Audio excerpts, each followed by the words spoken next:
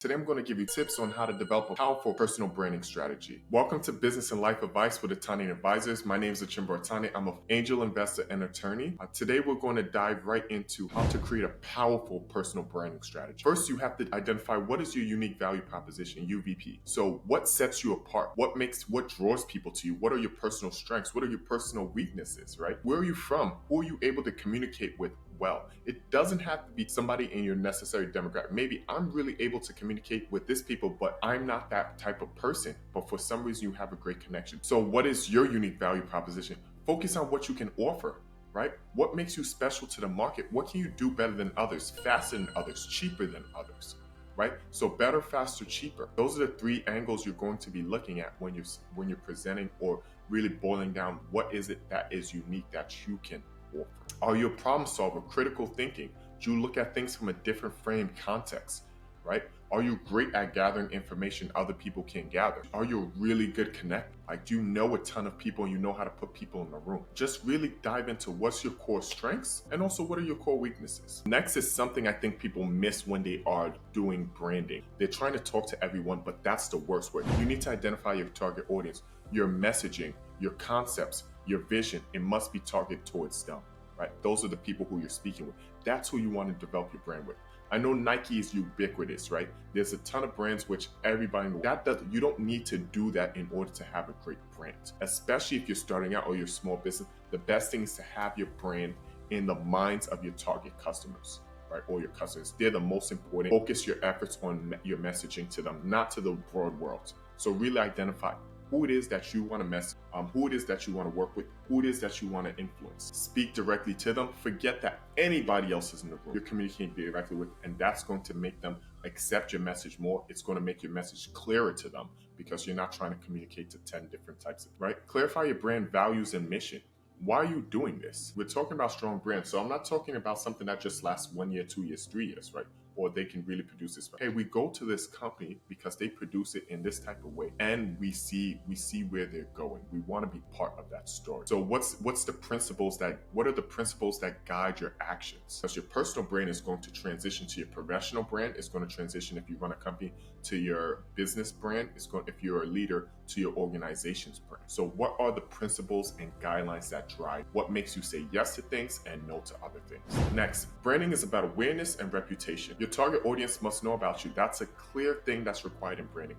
Do they know who you are? Do they know what you do? Right? And then you must consistently remind them and tell them, this is what we do, this is how we do it, this is why we do it. So you're constantly reminding them who you are, what you do, and you're building that reputation. One of the best ways to do that is through action and execution. Make them feel overjoyed when they work with you, because even better than them knowing you, them being excited to work with you to the point where they want to shout your name from the rooftops and say, this company is great at this, and I trust this company. Why? Because now they're vouching for you and they are putting your reputation in the marketplace. And they're telling everybody, you should trust them. This is how they perform. This is how they perform for me. This is how they perform for you. And so really focusing on delivering and building that reputation is going to help with your awareness, because other people are going to start talking about you behind closed doors, in public. This is going to be really important for you to have a strong personal brand. Next, if you're trying to be faster or better, one of the best things you can do is position yourself as a thought. If you're trying to say, hey, my brand value is one of the things is we're cheaper, we're easier than the rest, then you're not necessarily have to position yourself as a thought leader. It's, hey, I compete on price. But if you're competing on speed or you're competing on being better, higher quality, then really position yourself as a thought leader, saying, hey, we know what's going on. We know the trends. We understand the problem the best. We know how to solve it the best.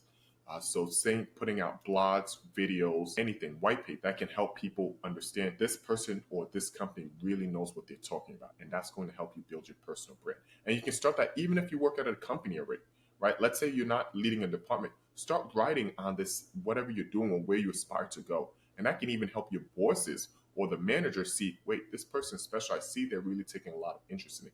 And that's going to raise the boat of the company, because they're going to associate your name with the company's name. But even more so, it's still yours. Still yours. There's some legal things you may want to look into around that. If you're using company's laptop, then it might be theirs. But this is something you can develop, that personal brand, so you can take it with you whichever company you go, or if you open up your own shop. Speak at conferences, write in industry publications, host webinars. Really position yourself as a speaker, as a thought leader, as somebody who contributes to the thoughts and the mindset of this whole industry. Next, Focus on personal growth. You always have to learn, right? Especially if you want to be faster or better. You always have to constantly learn because people are going to catch up even if you have a 1 mile lead and you just slow down and you're hey, I'm top of my game. People eventually going to catch up.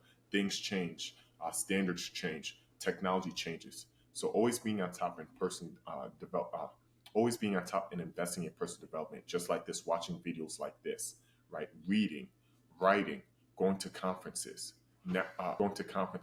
getting a mentor, advisor, coach. These things will help you continue to grow and continue to stay top of your game. Next, be consistent. Be clear in your message, be consistent, always doing the thing that you promised that you would do. Constantly showing up on time, constantly showing up at the high level that you want to be, or constantly being fast, or constantly being cheap, or constantly being better, right? Be consistent. Next, leverage testimonials and social proof. So as much as possible, get feedback, document it, and post that and show people the reviews you received, right? That's why we go to certain restaurants, because they're reviewed so highly. We'll wait 1 hour for one restaurant and won't even enter another one that doesn't have a line. So build up that social proof, build up that those testimonials is going to help you go forward. But because you made it to the end, I have 2 more bonuses for you. One is measure and adjust. So everything you're doing, measure. Hey, am I hearing more people talk about me? Am I getting more leads, meaning more business coming in the door? Are people willing to pay more? Find a metric, a measure that shows that you are going closer to your vision. Then if it's not going, adjust what you're doing, right? So you're measuring it so you know if things are going right or wrong, and then you're adjusting so you can continue scaling forward. Be open to feedback and be willing to adjust. This is about you becoming better and having a great brand. The last one is to stay committed. So many brands took a while to develop. People often quit before the brand really takes hold. Stay committed. Keep being consistent, keep showing up, keep giving your unique value, especially if you're developing and growing and reading and learning and going to conferences. It's going to break for you. It's going to break. I know it gets frustrating at sometimes, but you will see.